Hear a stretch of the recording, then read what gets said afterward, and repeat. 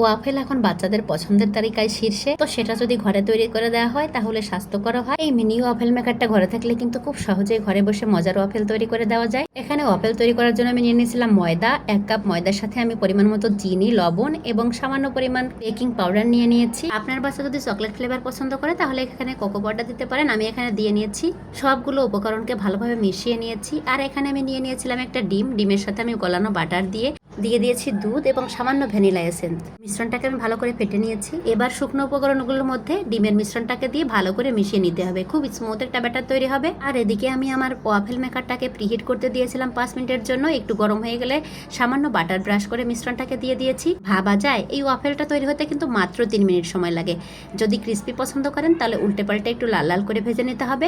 এবার একটা ডেকোরেশনের পালা। আমি এখানে চকলেট সিরাপ দিয়েছি আর দিয়ে দিয়েছিলাম মধু, আর আমি উপর থেকে একটু স্প্রিঙ্কেল ছড়িয়ে দিয়েছিলাম।